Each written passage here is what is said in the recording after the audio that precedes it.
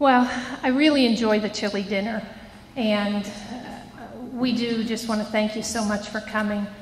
The people of San Lorenzo and our clinic there mean so much to all of us at LAM, and so we truly appreciate your coming out tonight and spending the evening with us. So thank you very much for coming.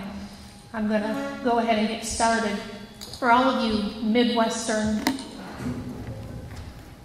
Midwestern experts on tropical fruit, I'm sure you all know what this is. This is a papaya tree, and this is growing on the back of our property where Gonzalo's house used to be. And that's just to give you a feel of San Lorenzo, green, and for the most part tropical.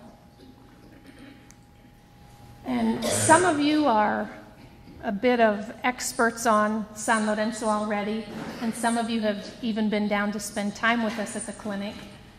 And others of you are not quite so familiar, so I want to remind you where we are, tell you a little bit and show you a little bit about San Lorenzo, the people and our patients, introduce you to our staff.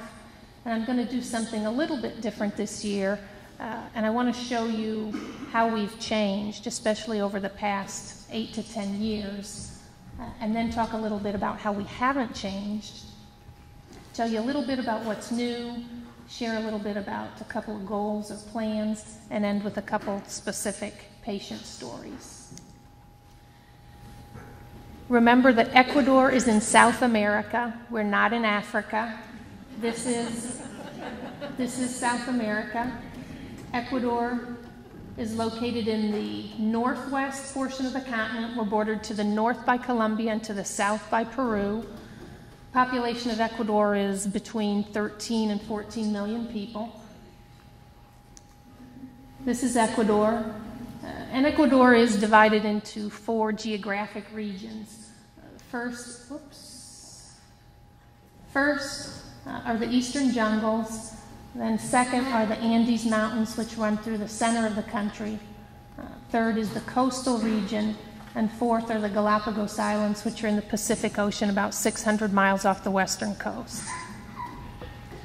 San Lorenzo is located in the northern province of Esmeraldas, and we're located in the northernmost tip of the country. We sit on an inlet of the Pacific Ocean, and we're just adjacent to the Colombian border. San Lorenzo has a population of about 30,000. And San Lorenzo is known for its poverty, violence, high murder rate, drug and arms trafficking, and generally isn't considered a desirable place to live by anybody who resides outside of its borders. So I want to just give you an idea of what San Lorenzo is like. I think pictures help a lot, so you have an image in your head. As I said, we're on an inlet of the Pacific Ocean, so the water is an important part in the lives of a lot of people. This is typical housing right along the water, houses up on stilts. This is another area, similar housing. These are typical boats used for transportation, and on a daily basis you can use these boats to get to any of a number of towns along the border, both in Colombia and in Ecuador.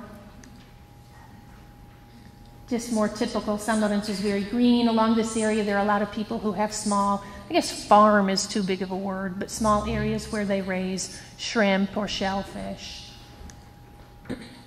This is actually a river. There are several rivers or branches of rivers that run through San Lorenzo as well.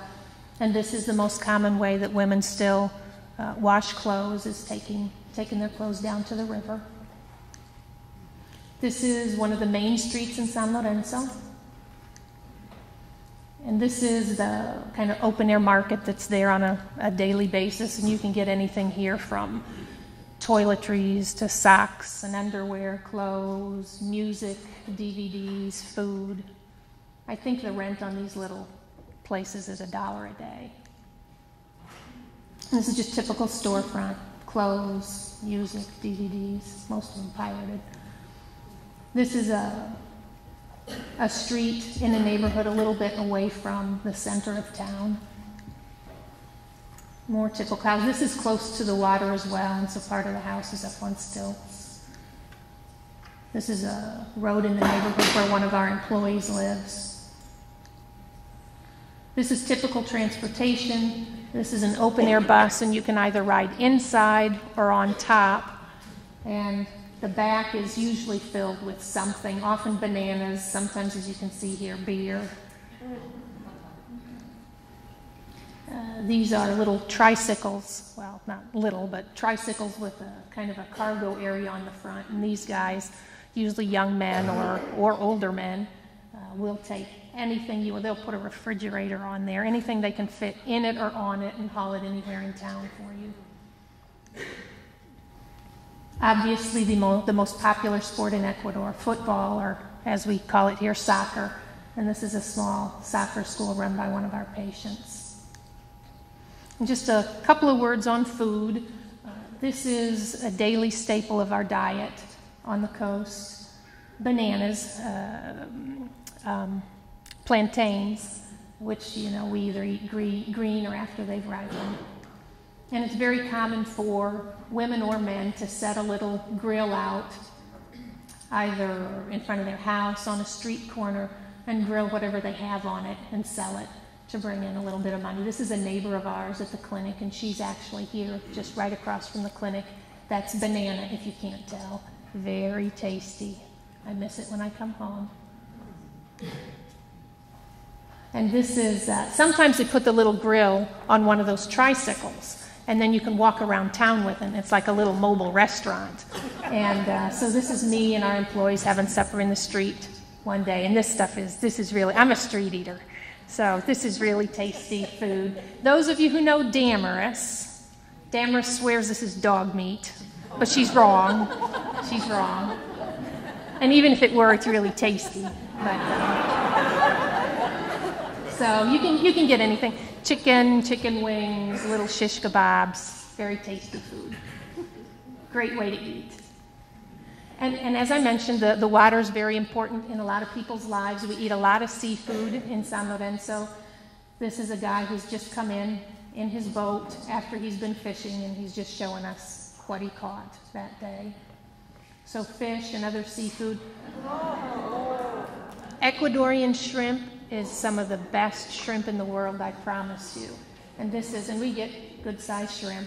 This is also the neighborhood where one of our employees live, and we just went there to get some fresh shrimp that day.